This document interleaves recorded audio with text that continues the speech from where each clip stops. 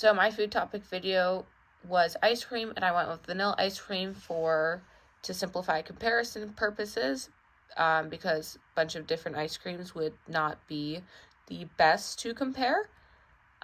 So I compared between 10 different brands over 3 different stores: Meijer, Kroger, and Whole Foods. So the ice creams that I compared were Breyers, Tillamook, So Delicious Dairy Alternative, Kroger brand, an oat milk based alternative, Ben & Jerry's, Talenti vanilla ice cream, and Whole Foods vanilla ice cream, as well as Hudsonville ice cream and Eddie's vanilla ice cream. So the first 5 are from Kroger. They are all pretty similar in that they all have 2/3 of a cup of serving size, except for the Kroger brand.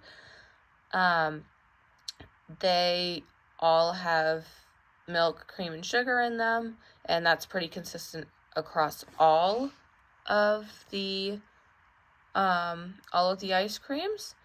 The calories ranged between 130 and 220 per serving, and it's and 48 ounces or 16 ounces for the total size of the ice cream.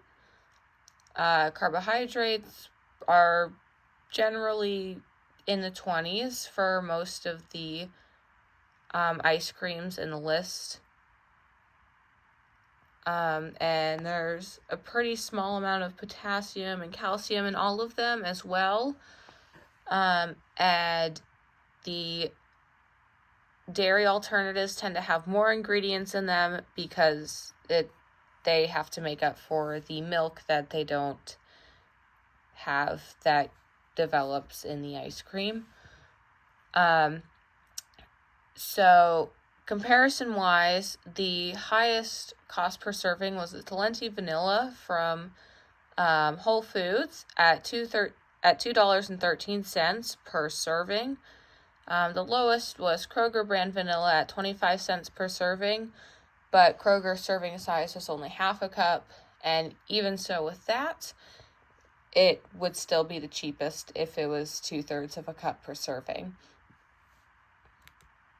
As I said, the most common ingredients were milk, cream, and sugar, and some other common ingredients that showed up but weren't in all of the ice creams was corn syrup, vanilla extract, guar gum, and cellulose. I didn't know what guar gum is, so I looked it up, and it thickens and stabilizes products. And some studies show that it can actually improve digestive health, but probably not in the amount that is in ice cream. And another unknown ingredient that was pretty common was mono and diglycerides, and of course we know that excessive consumption causes or is linked to heart disease, but again, it's probably harmless in the amount that is present in those ice creams. I did not expect to see so many whole ingredients in ice cream. I thought that there'd be a lot more preservatives, but it makes sense because ice cream is frozen and it helps, and freezing preserves food. There weren't a lot of unknown ingredients, and it was also fewer calories per serving than expected, but it would also make sense that vanilla is probably one of the lowest calorie ice creams versus mint chocolate chip or Rocky Road ice cream.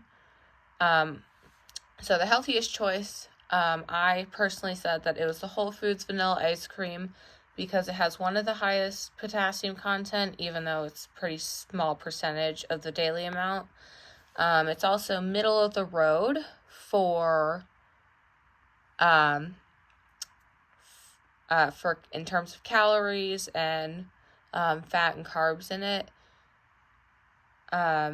And there's a bit less fat in it than in most other ice creams. And a lot of people tend to eat too much fat in their daily percentages.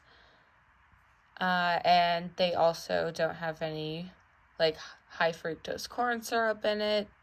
So I chose that as the number one option. And then a cheaper alternative would be the Tillamook, because a lot of the ingredients were fairly whole ingredients and not super processed. And it's also it's a little higher up in terms of calories, but it's also on the higher end of potassium and calcium content, and it's also very cheap per serving. It's about 70 or 60 cents per serving versus $1 per serving. So overall, ice cream is probably not the everyday choice to eat if you are trying to maintain a healthy lifestyle, but those are the two that I would recommend.